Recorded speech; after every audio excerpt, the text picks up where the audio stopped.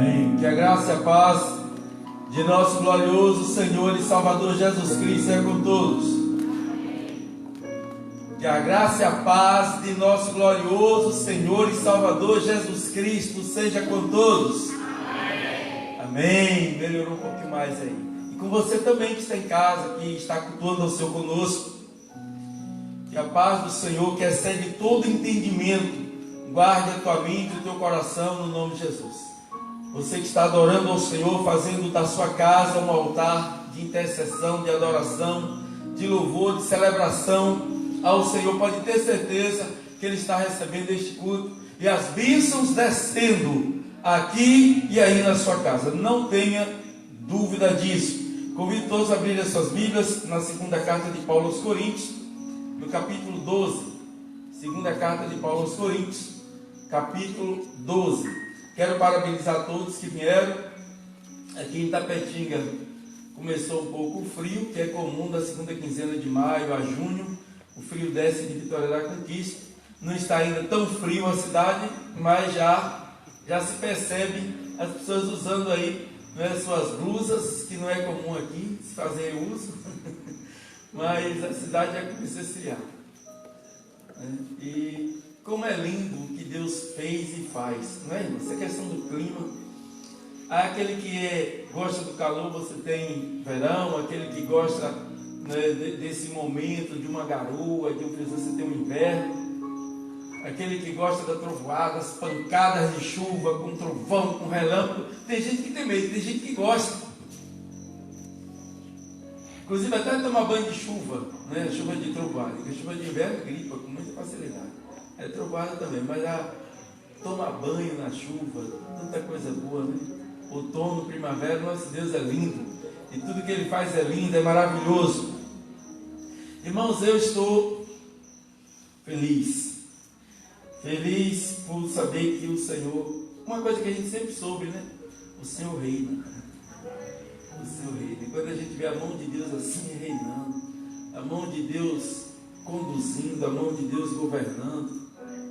A palavra diz lá em Isaías: agindo Deus, quem impedirá? Agindo Deus, quem impedirá?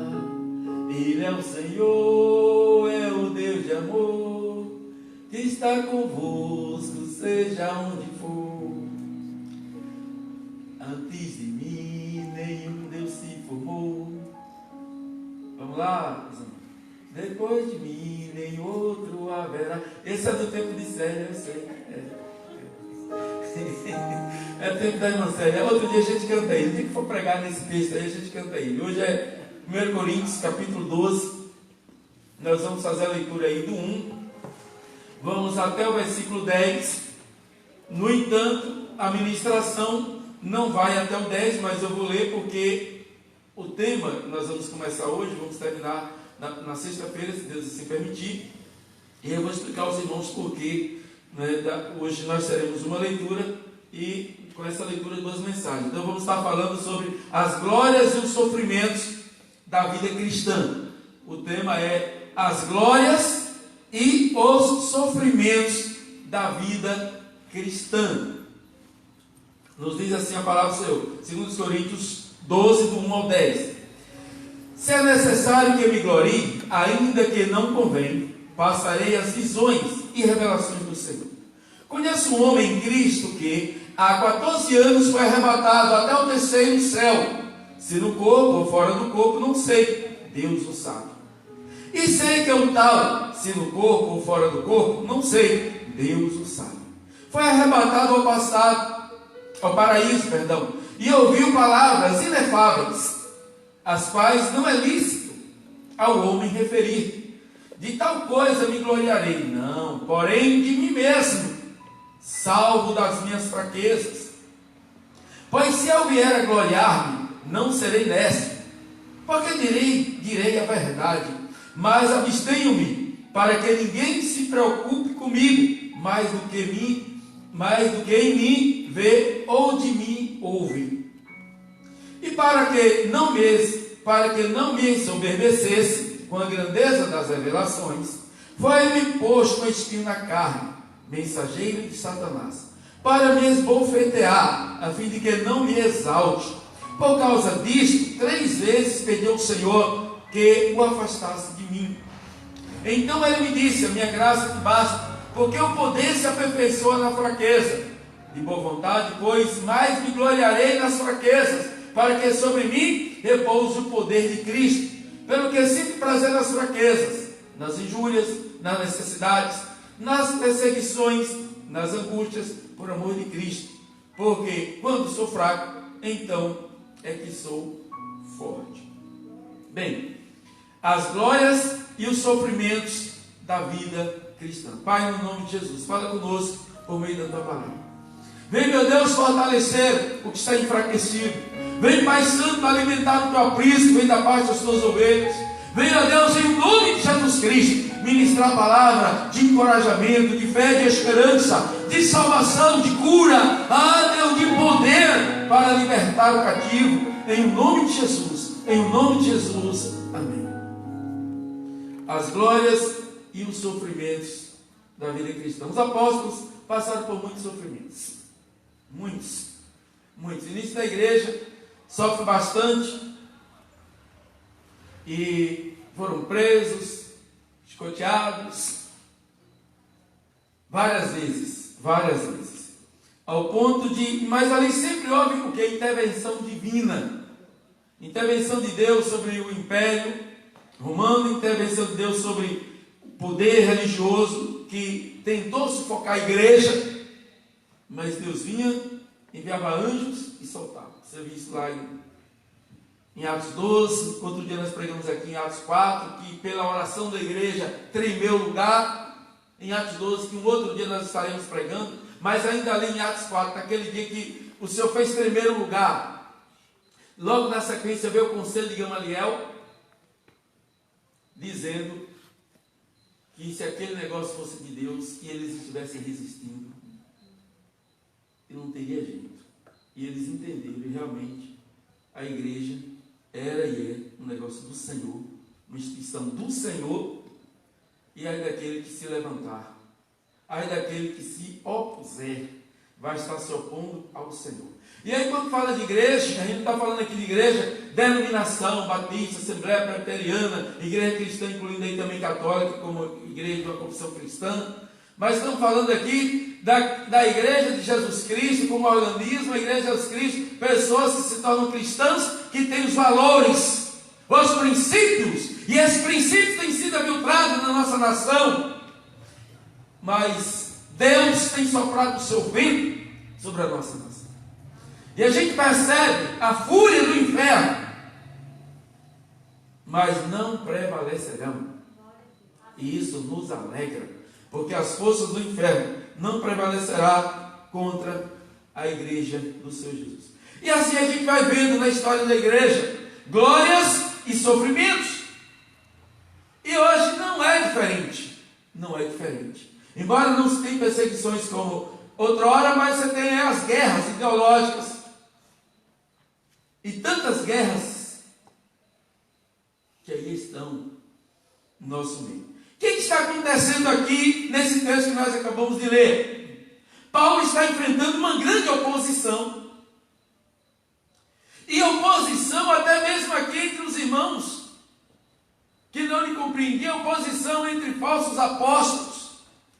O contexto desse texto, irmãos, é exatamente para expressar aquilo que os falsos apóstolos falavam acerca de Paulo. Os falsos apóstolos diziam que ele não tinha experiências tão arrebatadoras quanto eles, nem credenciais suficientes para o apostolado. Também diziam que Paulo tinha interesses inconfessos com o seu trabalho pastoral.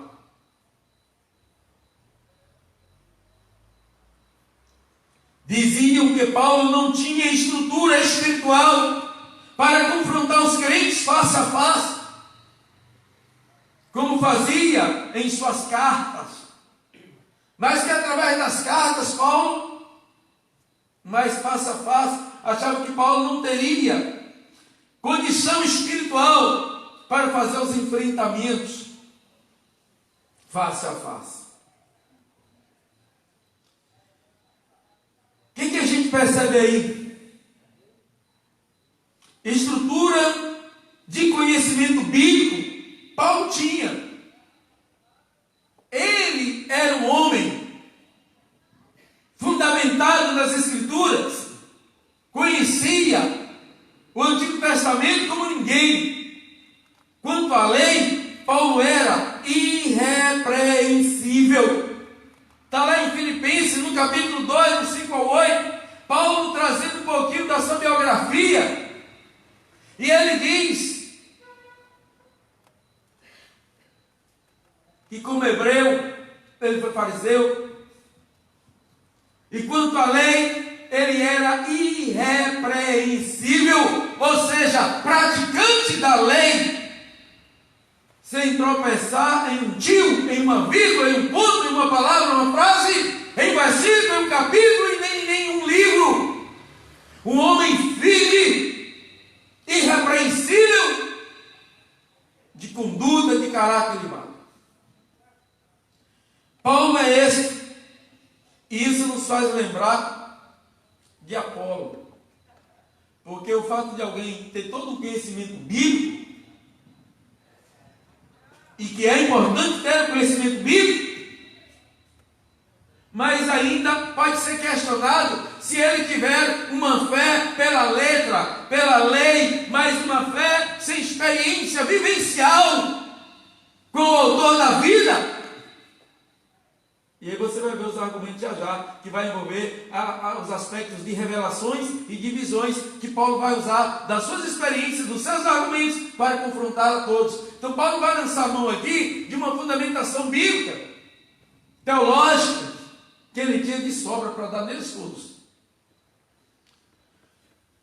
Mas, como eu estava dizendo, acerca do conhecimento bíblico, nos faz lembrar de um personagem aqui da Bíblia chamado Apolo, que diz lá em Atos 18, do 24 ao 26, que aparece o Apolo pregando, e o Apolo, a Bíblia descreve acerca dele, dizendo que era um homem poderoso nas Escrituras, um homem eloquente, um homem fervoroso, mas que conhecia apenas o batismo de João. Poderoso nas Escrituras do Antigo Testamento, poderoso lá, mas no que diz respeito agora ao Novo Testamento, a esta vivência do Evangelho, do Reino de Deus, Apolo era bastante limitado, conhecendo apenas o batismo de João, que é uma introdução, que é uma transição, porque é João quem batiza Jesus.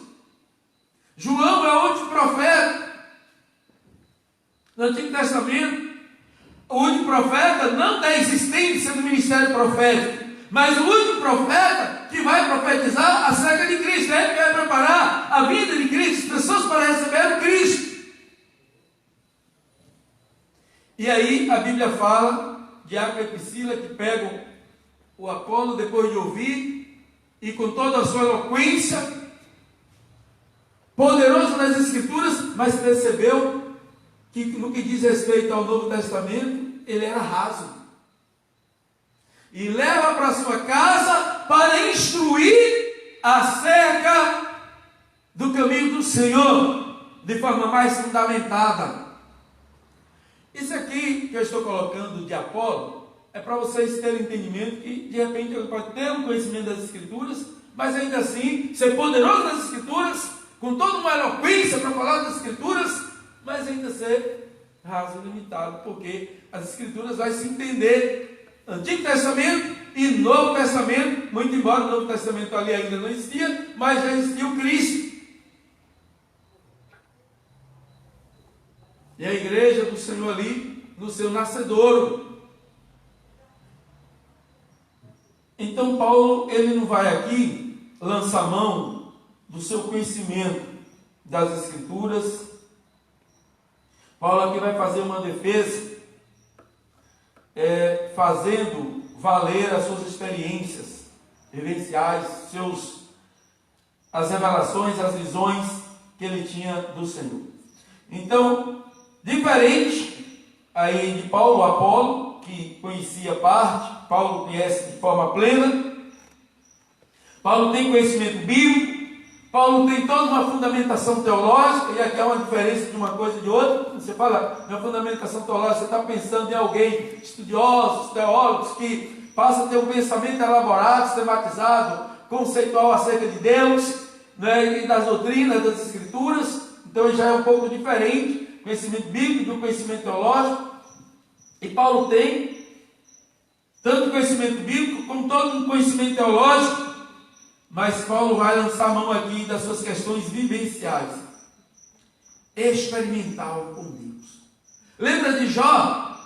Jó que passou por toda uma provação, a gente já pregou aqui algumas vezes sobre Jó, mas Jó que quer se una ao Senhor, porque ele entendia que o que estava acontecendo com ele era injusto, porque ele era justo, e o próprio Deus disse que ele é íntegro e justo. E Jó achava que ele tinha o direito de questionar o Criador, até o dia que o Criador vai lá e diz: vem cá, vamos dialogar aqui. A partir do 38, onde estava tu quando fez isso, quando foi no fundamento da terra?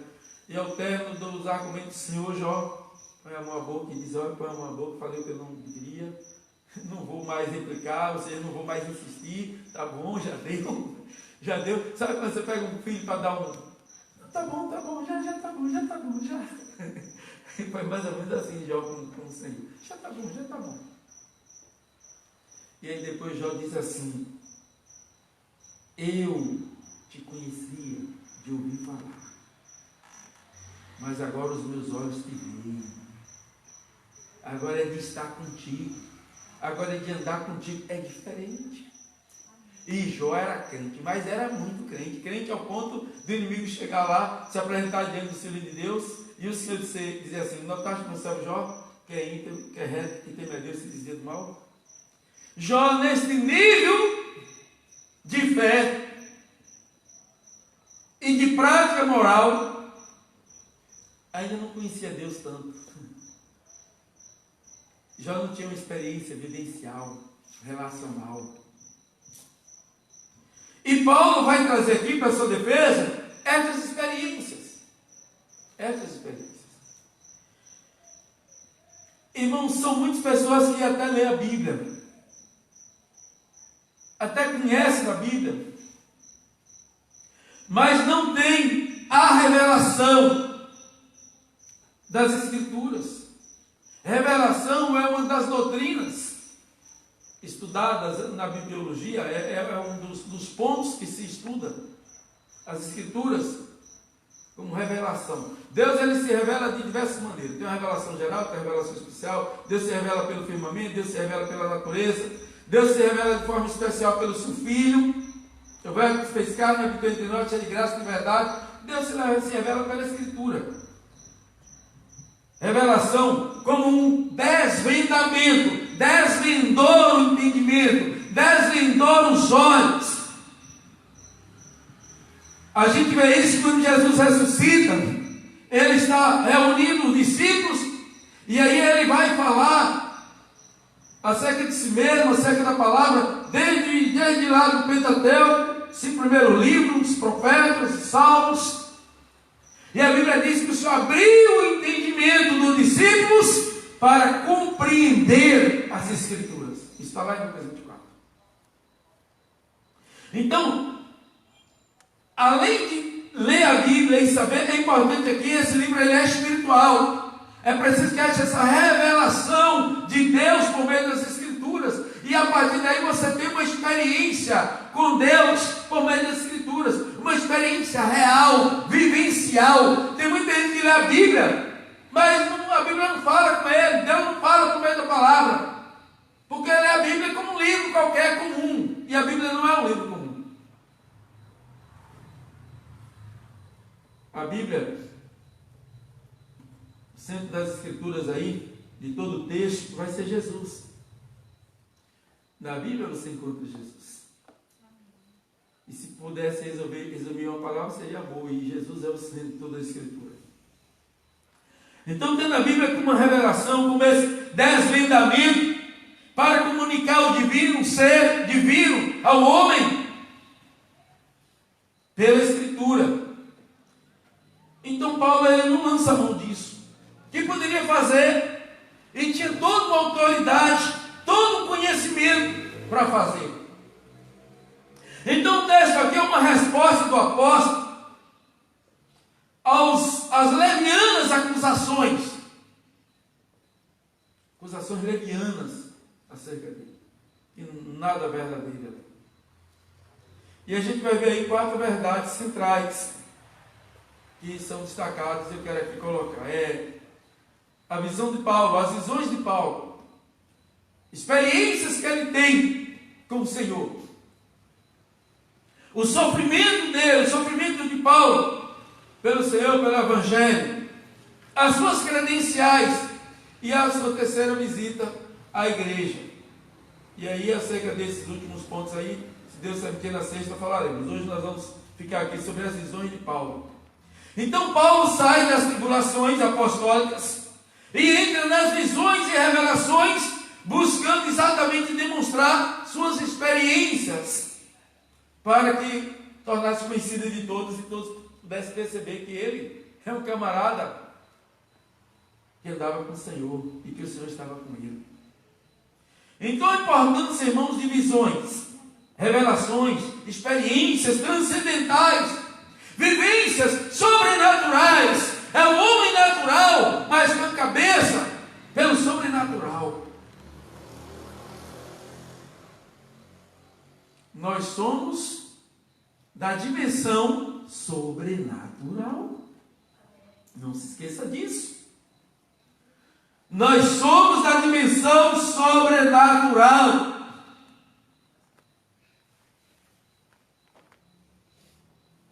Porque vivenciamos com Deus transcendente, todo-poderoso, que se fez conhecido, se tornou conhecido de nós. Disse o Criador: ninguém conhece o Pai senão o Filho. Ninguém conhece plenamente o Pai senão o Filho. Ninguém conhece plenamente o Filho senão o Pai, a não ser aquele a quem o Pai quiser revelar.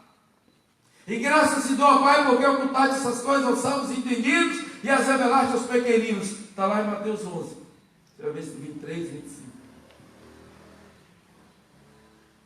Então nós temos aqui um Paulo que vai compartilhar essas visões, essas experiências, essas vivências sobrenaturais que ele tem com Deus, algo para além do cognitivo, algo para além da memorização de um versículo, algo para além da citação dos mandamentos.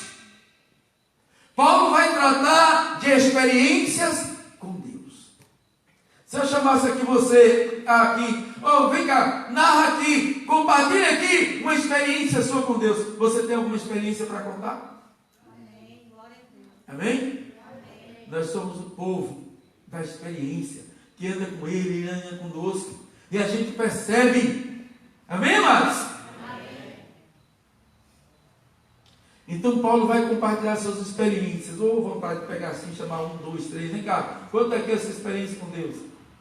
Certamente muitos irmãos queriam pegar esse microfone e mais compartilhando suas experiências com Deus. Aqui pela manhã, a irmã Joana sempre ela gosta de compartilhar a experiência dela com Deus. Irmã Joana Muniz, que não está vindo por conta daquela do grupo de risco, uma senhora já de bastante idade. Uma mulher cheia de experiências com Deus. E uma mulher que não sabe ler. E uma mulher que não lê a Bíblia. Mas crê nesse Deus Todo-Poderoso. É convicta da sua fé nesse Deus. Que vê, que percebe esse Deus. As ações desse Deus na sua vida. Interessante. Porque a fé é algo abstrato. Mas os efeitos da fé nesse Deus acontecem de forma real. Substancial, que você consegue ver o resultado.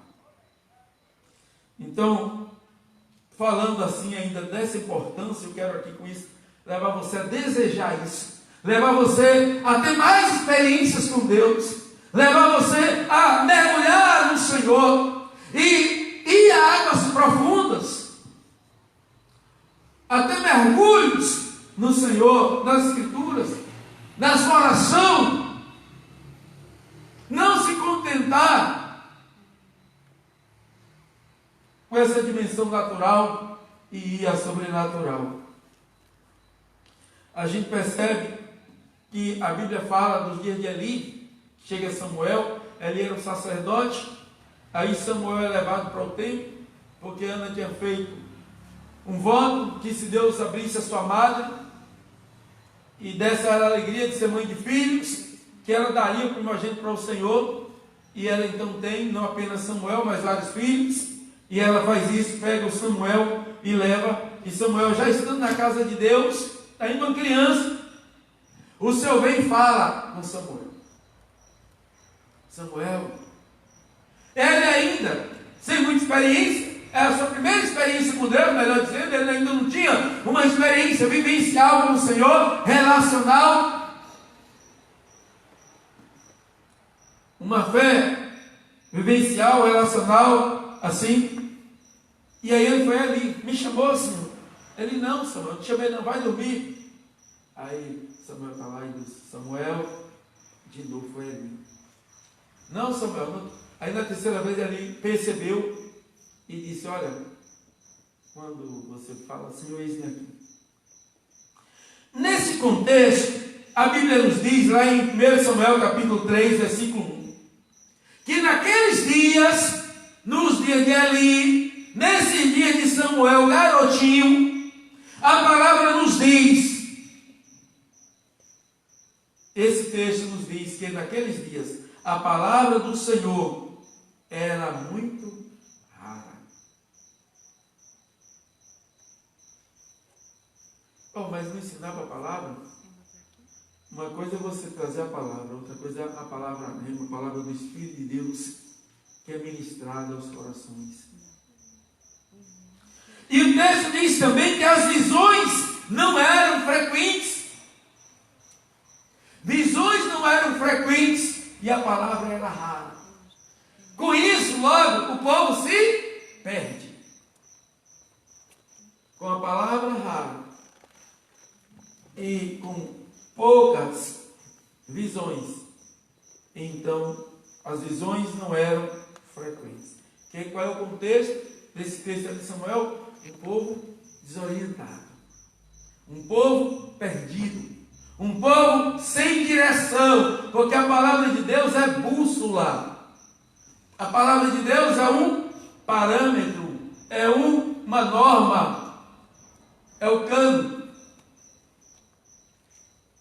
para trazer a nós uma conduta cristã, da qual vai estar baseada a nossa fé. Nossa fé, ela está pautada em Deus.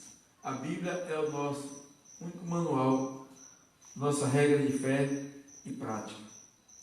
E aí, em Provérbios 29, versículo 18, diz: não havendo profecia, o povo perece. Não havendo profecia, o povo se corrompe. Noutra versão diz assim: por falta de visão, o povo fica sem freio. Porque a palavra de Deus traz a visão, traz a direção, traz a luz, traz o norte. Então, por intermédio da revelação que Paulo teve, ele aprendeu a simultaneidade da fraqueza e do poder. Simon Stammelser, ele diz o seguinte, que a visão tinha o objetivo de encorajar Paulo em sua obra pelo Senhor, durante o qual ele enfrentaria aflições e maus tratos físicos. Então Deus se revela para Paulo de forma sobrenatural, preparando para os enfrentamentos que ele teria. E como é bom, irmãos, quando a gente tem experiências assim com o Senhor. Porque todos nós passamos. Qual é o título da palavra de hoje? A gente está aqui da reflexão: as glórias e os sofrimentos da vida cristã. As pessoas estão acostumadas a vir à igreja e buscar com Deus através da oração, tal, das suas promessas. Pensam que a vida vai ser só de glórias. A vida tem sofrimento. Sofrimento faz parte da vida. Mas aí a gente vive uma fé cristã como que se o sofrimento não chegasse a nós ficássemos isentos de sofrer. Não. Jesus sofreu, os apóstolos sofreram, os apóstolos que foram antes, os profetas antes de Cristo sofreram, e Jesus disse, eles sofreram, vocês sofrerão também. Então, Paulo, ele é preparado, não apenas para as glórias, mas para o sofrimento. E aí a gente vai ver as questões das visões na vida de Paulo, como elas são, assim, muito intensas. Paulo é um homem cheio de experiências, de visões, de revelações. E é interessante que, sendo ele cheio do Espírito Santo, tendo ele aquela experiência lá, que já começa a experiência de Paulo com Cristo, por uma visão. Paulo está indo para a cidade de Damasco, com a autoridade dos sacerdotes, com cartas, os sacerdotes autorizando ele, e também o Império Romano autorizando para perseguir os cristãos que estavam em Damasco. E com toda uma guarda, que Paulo estava indo para perseguir os cristãos, maltratar, Paulo participa da primeira morte da história da igreja, que é a morte de Estevão. Paulo consentia ali na morte de Estevão, e Paulo estava indo com essa missão. E quanto à religião, ele era fariseu do judaísmo. Mas Paulo não conhecia Jesus. E Jesus então se revela para o apóstolo Paulo. Está lá em Atos 9. Então Paulo vê uma luz e ouve uma voz: Saulo, Saulo, por que me persegue? E aí já cai cego do cavalo. Quem é, Senhor? Quem é, Senhor? E Jesus: eu sou o Cristo a quem te persegues. E aí Jesus dá uma orientação para Paulo e para a casa de Ananias. Fala com Ananias para receber Paulo. Ananias disse que não queria saber de ir atrás de Paulo, porque Paulo era um perseguidor, e Jesus convence, ele vai lá e põe as mãos. Cai dos olhos de Paulo, que ele tinha ficado cego como escamas ali, e ele volta a enxergar, e Paulo é cheio do Espírito Santo. E aí Paulo tem visões, que aqui o texto diz, e a gente vai chegar aí, que ao homem não era permitido ver. Paulo é elevado a uma dimensão espiritual para além daquela que os outros apóstolos tiveram. Interessante, né?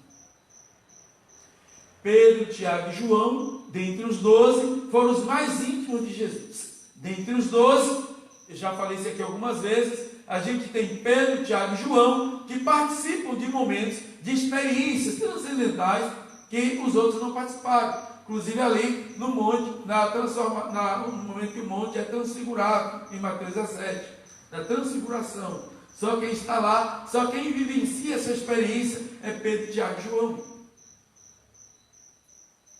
A ressurreição da filha de Jairo, só Pedro, Tiago e João. Mas mesmo dentre esses três, João tem mais intimidade ainda que os outros dois com o Senhor Jesus. Mas mesmo assim, estes discípulos, com toda a intimidade que tiveram, com esse caminhar com Jesus aqui, 3 anos, eles não tiveram a experiência na dimensão transcendental de Paulo. Ao ponto, como a gente vê aqui no texto, de que ele viu coisas inefáveis,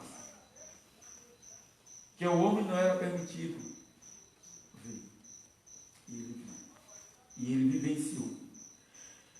Mas esse Paulo, cheio de conhecimento bíblico, cheio de experiências, tem momento que ele bate cabeça na vida ministerial. Olha que interessante. A dinâmica do reino de Deus. Isso também às vezes fica sofrendo, porque você fica assim: meu Deus, o que eu vou fazer agora da minha vida? Senhor, você quer que eu faça o quê? Em Atos 16, por exemplo, a Bíblia nos mostra, a partir do versículo 6, Paulo passando pela Frígia e a província da Galácia. A Bíblia diz que eles foram impedidos pelo Espírito Santo de anunciar a palavra na Ásia. Paulo queria anunciar a palavra na Ásia, mas não era a direção de Deus que ele anunciasse a palavra na Ásia. Já tentou fazer alguma coisa para o Senhor e não conseguiu? Claro que lá em Tessalônica também a gente vai ter de Paulo uma experiência que ele diz assim, ó, por 3 vezes eu tentei ter convosco que Satanás não permitiu. Misericórdia agora. Paulo sendo pedido pelo diabo, exatamente. É porque na vida ministerial a gente tem enfrentamentos. E é claro que Deus, se Deus quisesse, o inimigo não iria prevalecer ali. Mas aqui eu estou falando de sofrimentos. Sofrimentos consigo mesmo, na questão cognitiva, que às vezes de ter uma direção, de planejamento, de uma coisa que você tanto anseia fazer, mas não é a hora de Deus para aquilo, pode ser até a vontade de Deus, mas não é o tempo.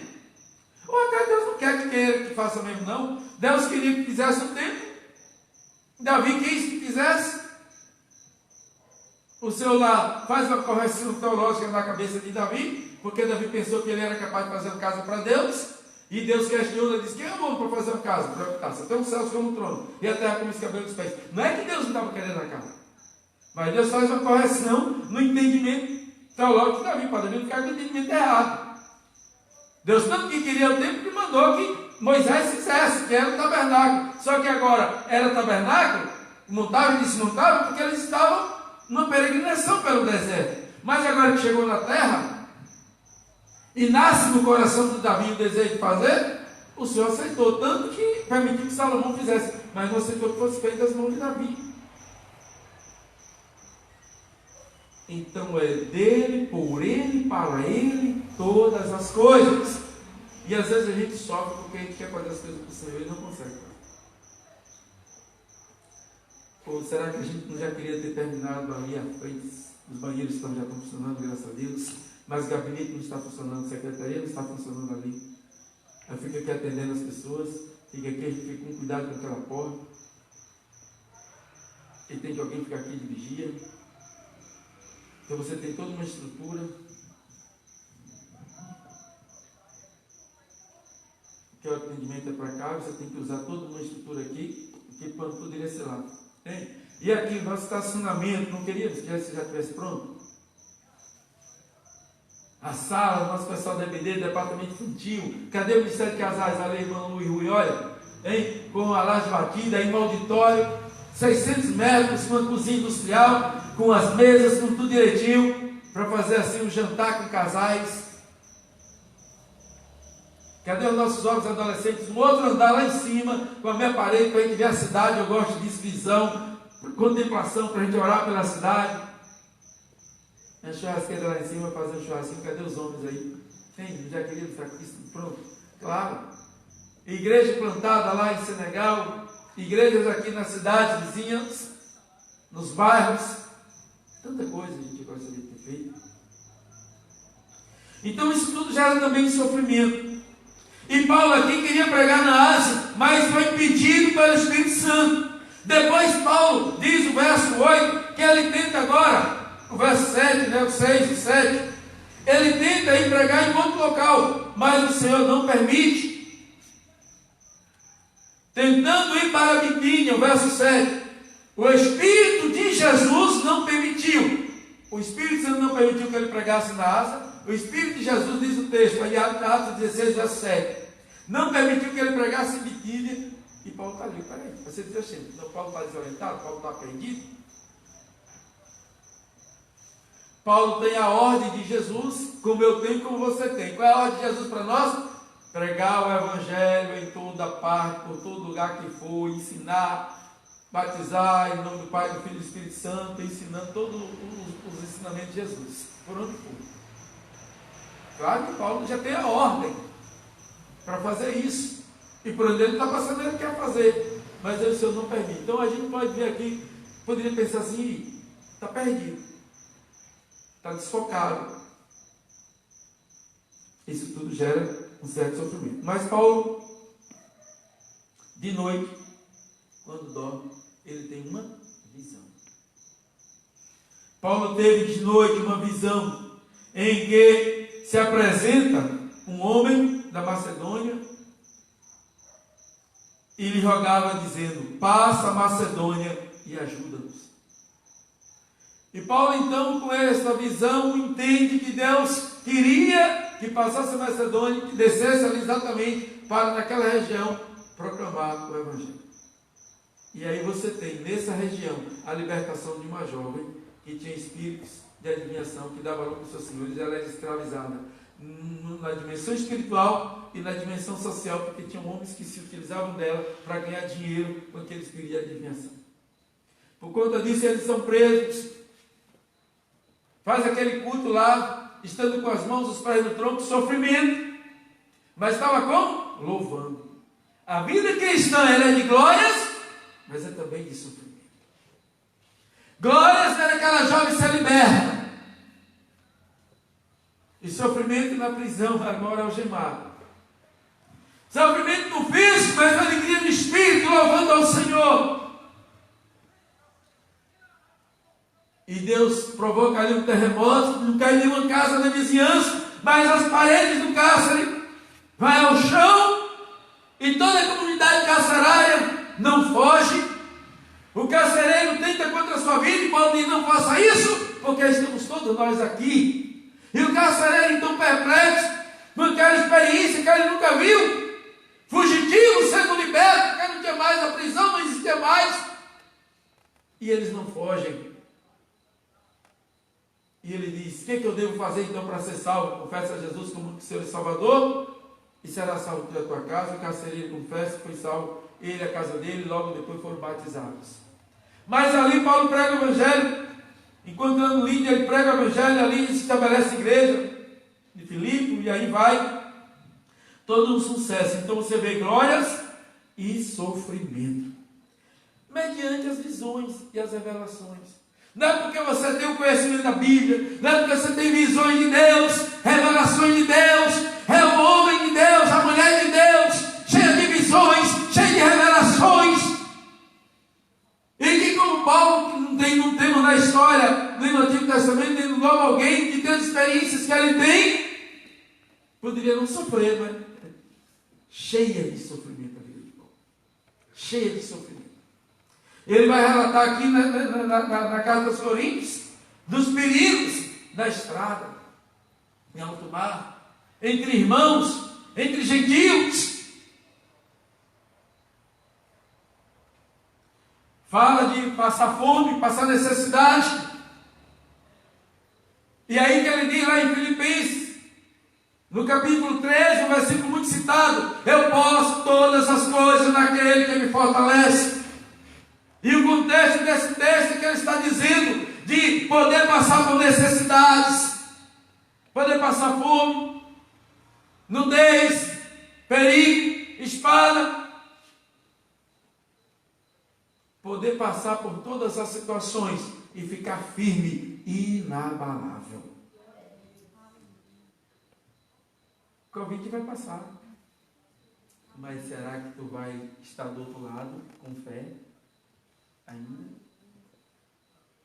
Vai estar ainda adorando o Senhor? Amém?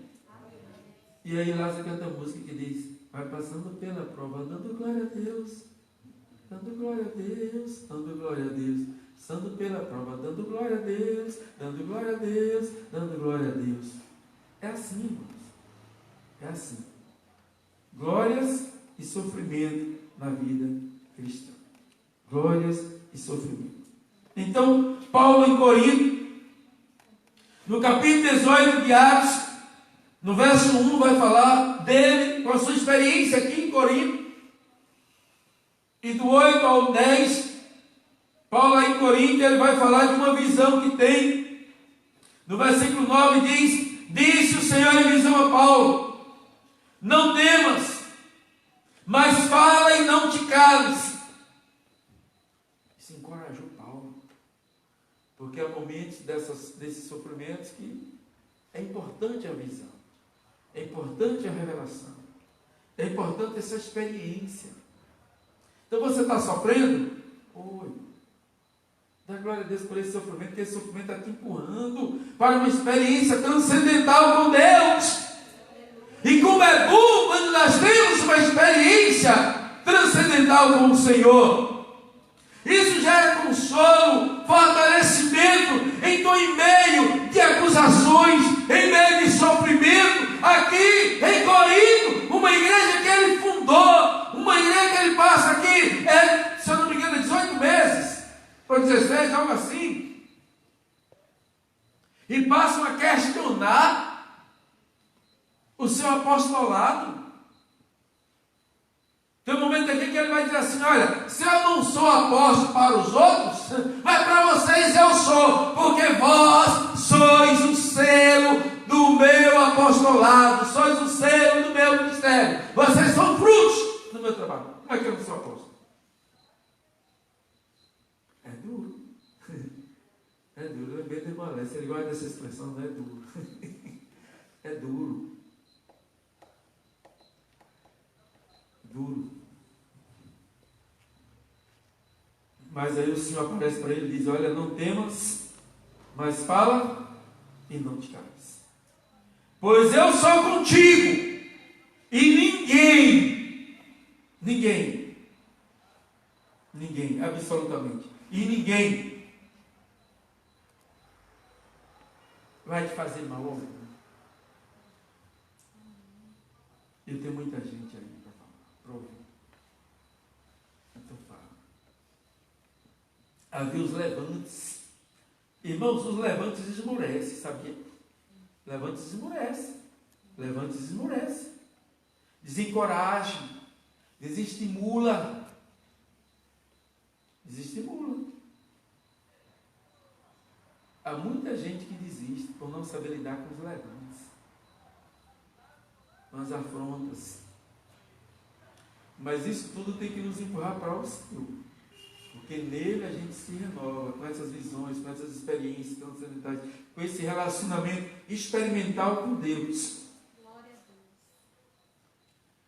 É você parar para orar, e não é só falar, é você parar para ouvir Deus falar. É você ler a Bíblia e deixar a Bíblia ler você. O que o texto está falando comigo?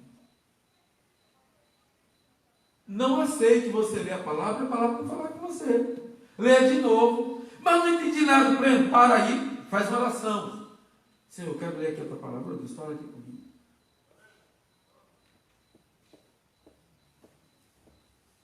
A Bíblia é aberta, é Deus falando, através das Escrituras. Ele fala de diversas maneiras. A gente só tem uma forma de falar com ele. Mas ele tem várias formas de falar com a gente. Inclusive lá em Jó diz que o Senhor fala conosco de diversas maneiras. E se a gente assim não ouve, ele vem por meio de sonhos. Visões, revelação de noite, quando você está dormindo. Porque muitas vezes Deus fala conosco durante o dia, você acordado, mas aí tem uma coisinha chamada aqui razão, senso crítico. Que aí vem a dúvida: será que é Deus? Será que é o Senhor mesmo que está aqui falando comigo? Isso é coisa da minha cabeça. Aí você faz esse confronto, faz uma teima na sua mente, faz os questionamentos e convence a si mesmo que não é o Senhor. Ele é a Bíblia diz: enganoso é o coração. E maldito o homem que confia no próprio homem, em si mesmo. Aí lá em Jó fala que o Senhor vem então de noite, inquieta, para que os seus planos, os seus desígnios sejam revelados, e o homem não tenha como dizer assim: o Senhor não falou comigo. Deus fala de diversas maneiras. Lá em Salmo 19 diz que ele fala por meio do firmamento. Lá em Romanos 1 fala que ele fala pela natureza. Revela esse Deus transcendente, que é também imanente. Então os cristãos de Corinto, eles tinham constrangido Paulo até usar um método que ele mesmo desaprovava. Qual era o método? De se vangloriar, de se mostrar.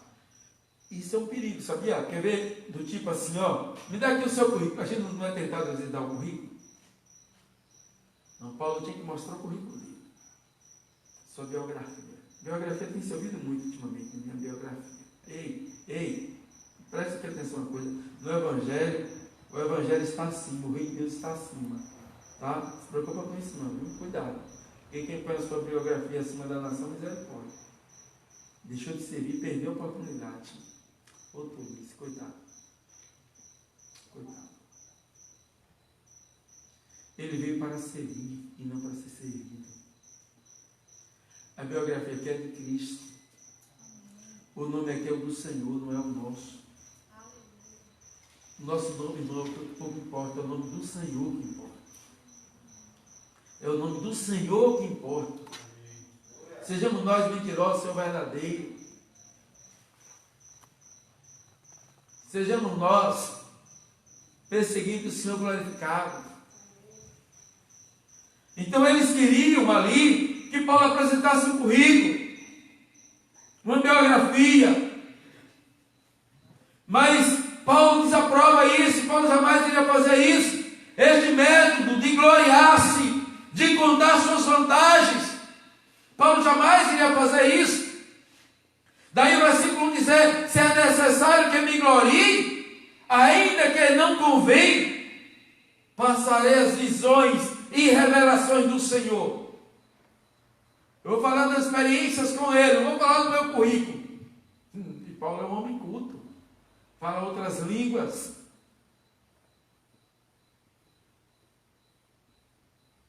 Dupla cidadania.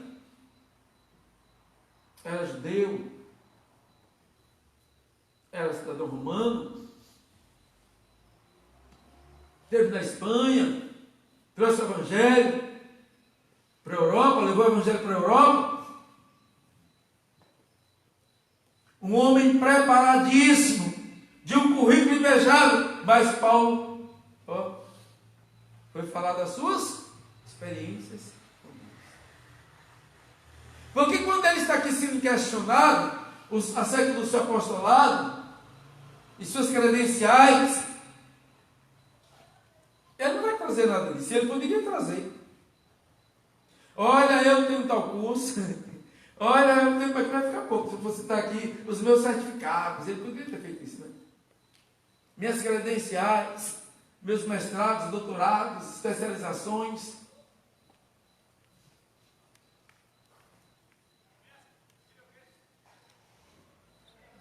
Aluno lá de Gamaliel. Eu poderia trazer todo o currículo. Mas não.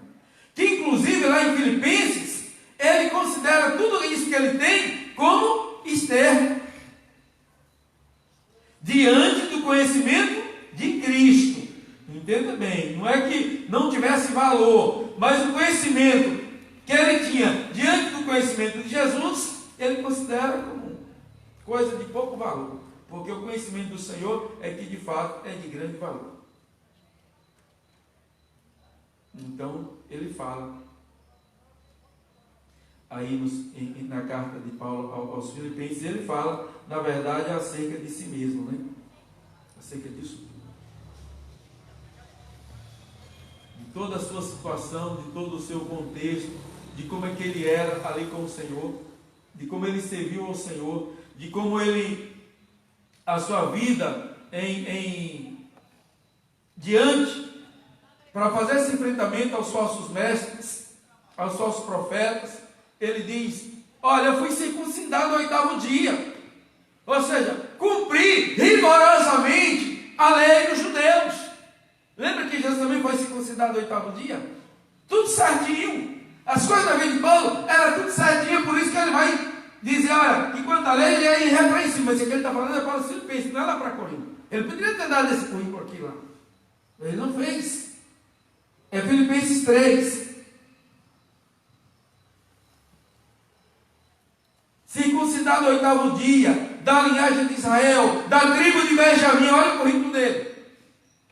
Da tribo de Benjamim, hebreu de hebreus, quanto à lei, fariseu, os mais zelosos. Fariseu, zeloso. Lá em Mateus 5:20, Jesus diz assim: se a vossa justiça não exceder a dos escribas e fariseus, de modo algum entrareis no reino dos céus. Misericórdia. É pela graça, viu? É pela graça. É pela graça. Então ele está dizendo, ó, da tribo de Benjamim, hebreu de hebreus, quanto à lei, fariseu, quanto ao zelo, perseguidor da igreja, quanto à justiça que há na lei, irrepreensível. Mas, o que para mim era lucro, isso considerei perda por causa de Cristo. Sim, deveras considero tudo como perda, por causa da sublimidade do conhecimento de Cristo Jesus, meu Senhor, por amor do qual perdi todas as coisas, e as considero como recuo para ganhar a Cristo. Então, esse currículo dele, ele foi lá para abraçar um outro conhecimento que excede. Você jovem, cuidado com certas tolices nas faculdades. Os irmãos sabem como eu incentivo aqui que os irmãos estudem, os que fazem uma graduação, que façam um mestrado, que façam um doutorado, como eu incentivo. Mas também como eu alerto. Alguém chega na faculdade e vê lá alguém falando umas bobagens, pensando que sabe alguma coisa sem nada saber. É assim que Paulo faz aqui. Ele deixa esse conhecimento aí, que era importante, mas diante do conhecimento do Senhor, ele... Então, estava em jogo o Evangelho, e não propriamente a reputação do apóstolo. Então, Paulo está aqui preocupado, não é de apresentar um currículo, uma biografia, e fazer a sua defesa. Mas Paulo está preocupado com o entendimento dos irmãos, que o conceito que eles têm de um apóstolo e como se apresentar. Inclusive, há igrejas por aí que para contratar um pastor, ela pede currículo. Outras tantas que fazem uma conferência de um dia, 2, 3, e aí contratam pelo público, pela oralidade. E muitos que ficam depois equivocados e sofrem porque não é suficiente. A igreja precisa orar. E Deus vai falar, e Deus vai mostrar, e Deus vai dar a direção. E aí vai ser um casamento muito lindo da igreja com o pastor com a igreja, as coisas vão acontecer, as coisas vão andar. Nenhum pastor é perfeito, nenhuma igreja perfeita, nem nós aqui é perfeito. O que é a igreja? A igreja é um lugar que reúne pessoas perfeitas, com um Deus perfeito, com o propósito do seu aperfeiçoamento. Nós estamos aqui, nós estamos em busca deste aperfeiçoamento. Que é santo, santifique-se mais. A igreja é um lugar de reunir pecadores em busca da sua santificação com esse Deus que é santo. Amém? Então Paulo não está aqui preocupado com reputação, com biografia, ele está preocupado com o Evangelho. E por isso assim ele traz para os irmãos experiências transcendentais e não um currículo. Paulo destaca as suas próprias experiências e põe na mesa as suas credenciais, desbancando assim as pretensões soberbas de seus opositores. E aqui a gente pode destacar alguns pontos acerca das visões de Paulo. Então, em primeiro lugar, a procedência das visões, aí está no verso 1, é necessário que me glorie, ainda que não convém passar as visões, revelações do Senhor. Não são nada dele mesmo, são revelações do Senhor. Revelações do Senhor. Revelações do Senhor. É a procedência. De onde é que procedem essas revelações? Precisa ter cuidado. Não é basta alguém chegar e dizer para você que teve uma visão, que teve uma revelação. Cuidado com essas coisas. Qual é a procedência? De onde é que vem isso? Pode ser do outro lado. Pode ser do outro lado. Então ela é do Senhor. Paulo teve várias visões ao longo de todo o seu ministério. Então a primeira eu citei no caminho de Damasco, onde veio Cristo glorificado, e ali se revela Saulo, e ele então é transformado. Então a primeira experiência de Paulo com o Senhor Jesus foi por meio de uma visão. Jesus se revela para Paulo. E essa revelação do Senhor Jesus, com aquela luz, com a voz, leva-o a ser transformado.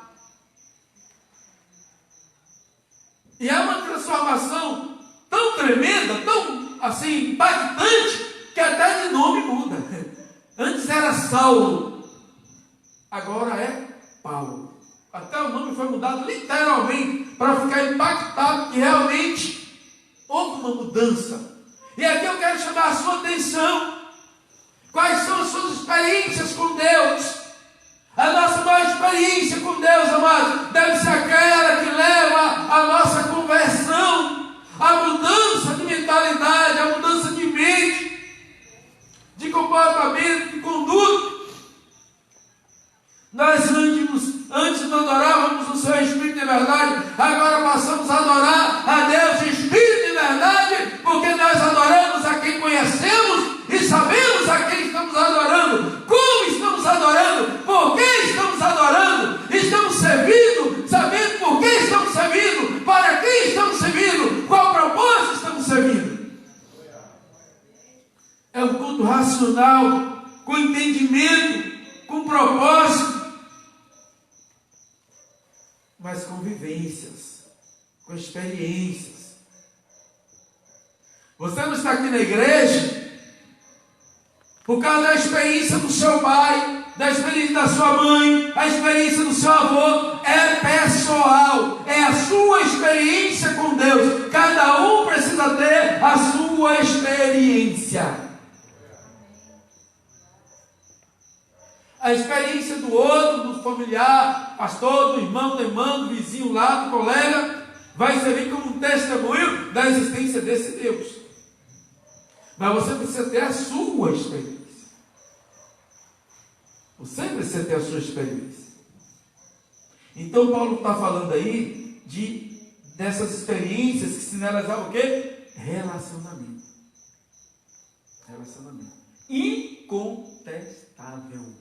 Incontestável. Lembra de Pedro e lembra de Paulo, que quando lá em Atos que eles fazem milagre, aí o povo começa a exaltar e eles, não, isso aqui não foi por causa da nossa santidade, foi a fé deste homem nele, o qual vós matastes, crucificaste, o justo.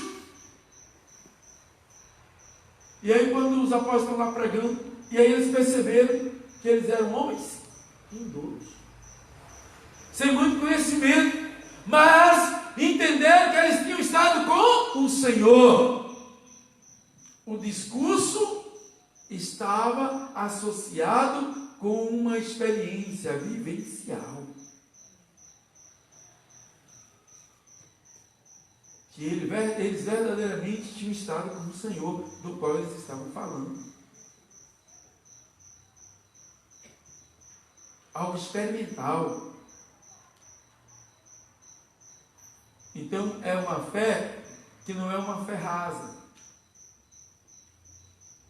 É uma fé vivencial, experimental. Ela está para além de uma fala simplesmente conceitual, mas vivencial, experimental. No Brasil a gente é conhecido como uma nação cristã, mas é um cristianismo muito assim, confessional, né? Eu sou cristão, mas não vai ver, é de algo muito assim raso. Então Paulo teve assim, suas várias visões nesse ministério. A primeira delas é essa, que está lá em Atos 9, Atos 22, 6, você vai ver Paulo relatando outras visões ele tem, como também Jerusalém, Atos 22, 17 e 18, já citei aqui de Atos 16, já citei aqui de Coríntios 18, quando ele também tem ali revelações. Então, a gente vai perceber aí que novamente aí em Jerusalém, no capítulo 23, verso 11, ele tem outras visões. Então, das muitas visões e revelações que Paulo havia recebido, ele agora seleciona uma que lhe ocorrera 14 anos antes, que é essa aqui que eu li para vocês. Olha que eu citei várias aqui, né? Mas de tantas, a que Paulo vai trazer para a igreja de Corinto, é uma só. Aqui. 14 anos. Conheço um homem em Cristo que há 14 anos foi arrebatado até o terceiro céu. Se no corpo ou fora do corpo, não sei, Deus não sabe. E sei que o tal homem, se no corpo ou fora do corpo, não sei, Deus sabe. Repete. Foi arrebatado ao paraíso e ouviu palavras inefáveis, as quais não é lícito ao homem referir. De tal coisa me gloriarei, não, porém de mim mesmo, salvo das minhas fraquezas. Não vou me gloriar, mas das minhas fraquezas.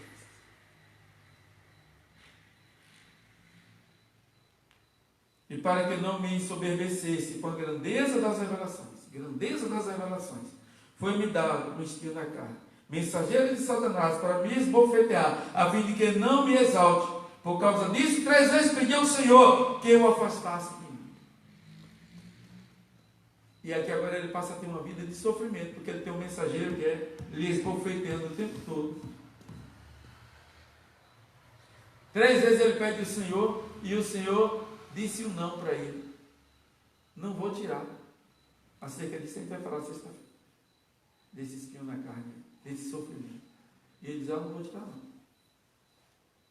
Você já teve um espinho na carne?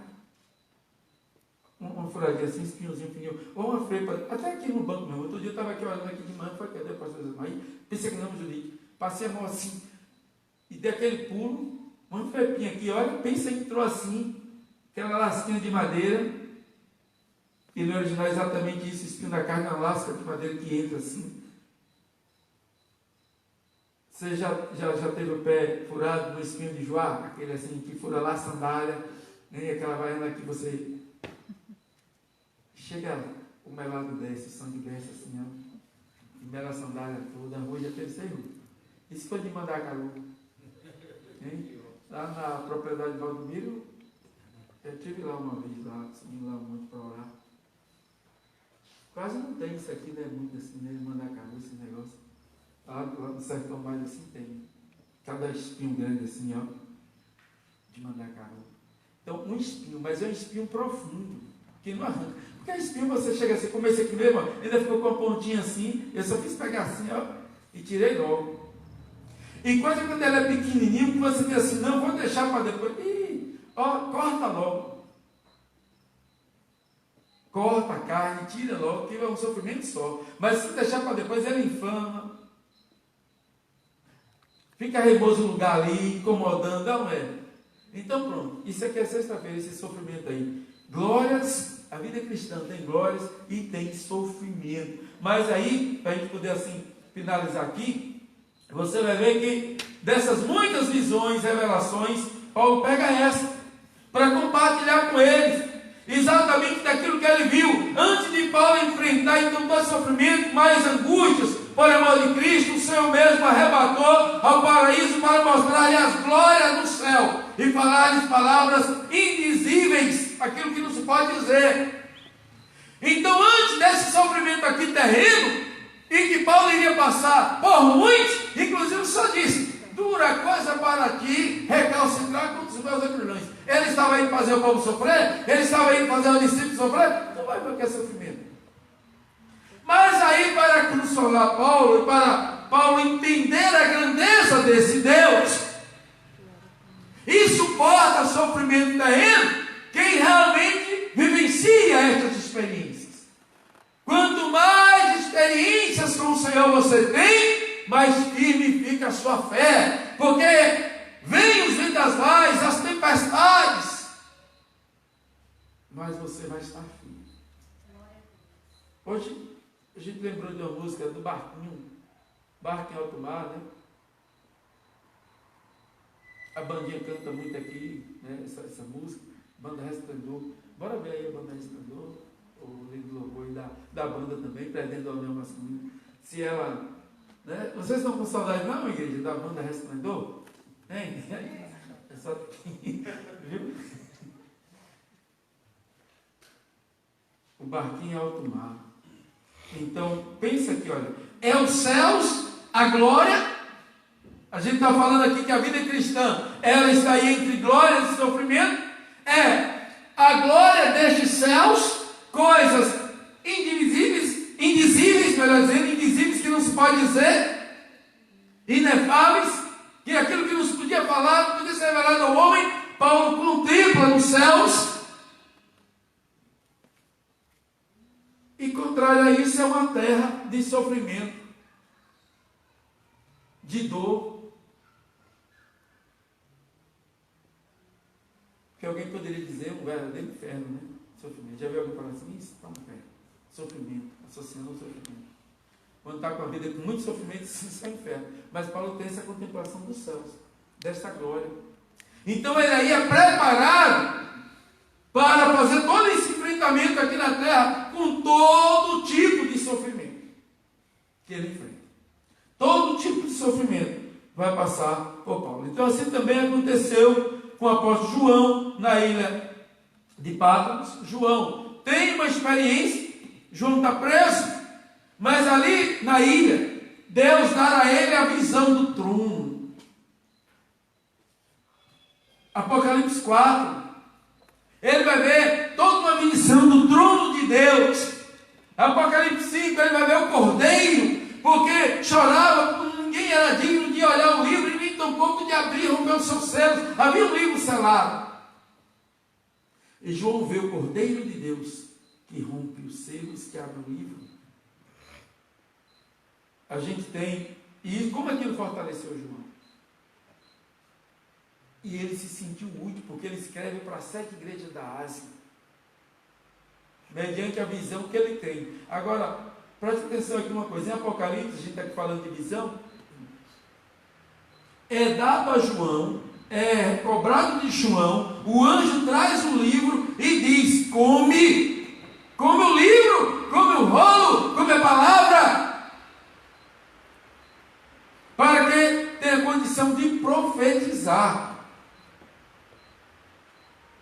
Você quer se envolver com Deus? Se envolva com as Escrituras. Se envolva com as Escrituras. Você vai ter revelação do Senhor aqui por meio da sua palavra. Então, queridos, Salmo 25, 14 diz: o segredo do Senhor é para aqueles que o temem.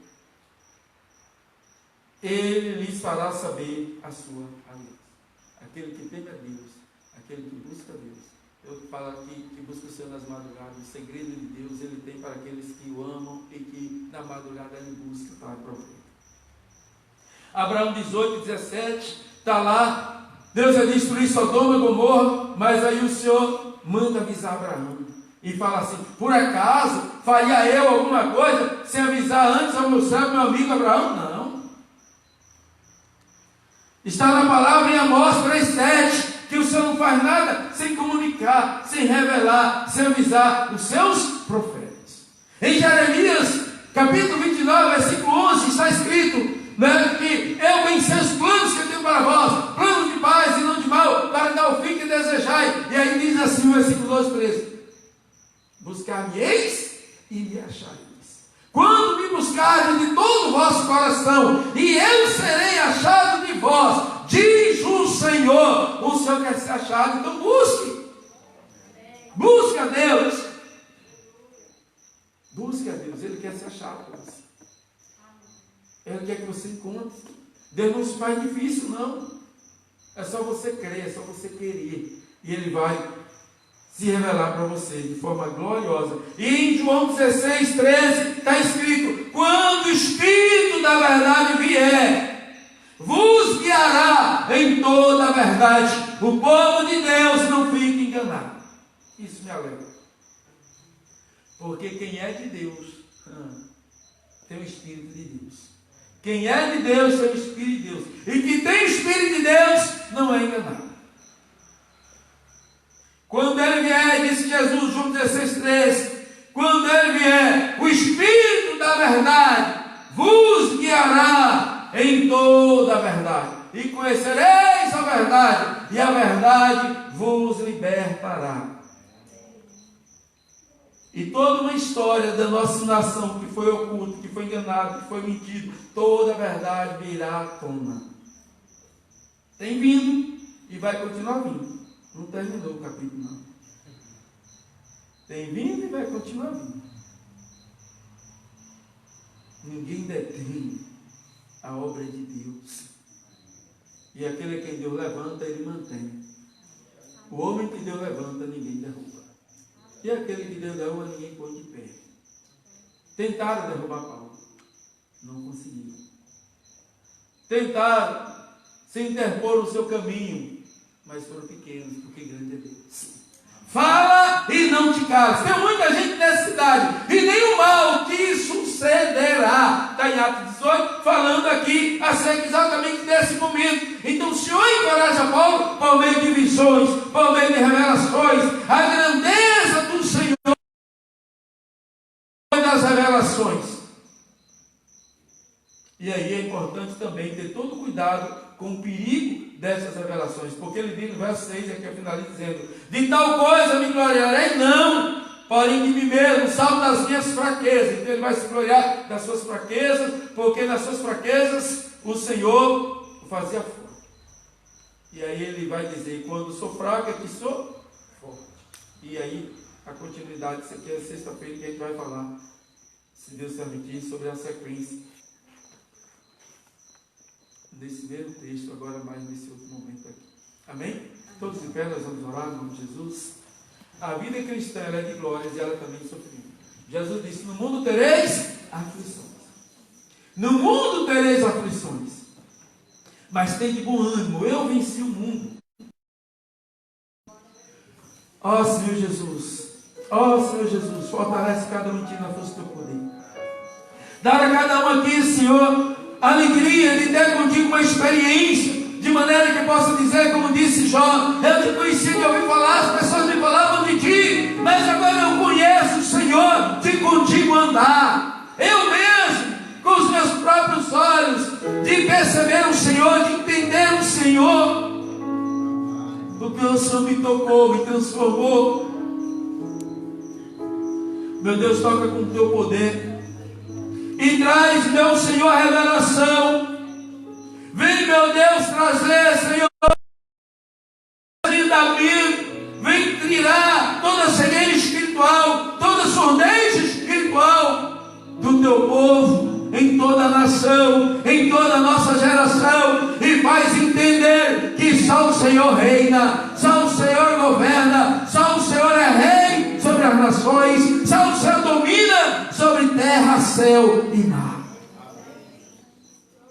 Só tu és o Senhor, só tu és o Senhor.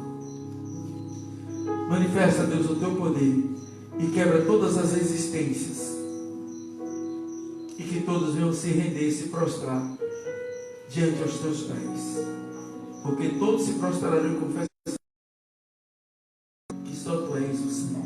Meu Deus, revela o teu Filho para a nossa nação. Jesus, revela o Pai para a nossa nação.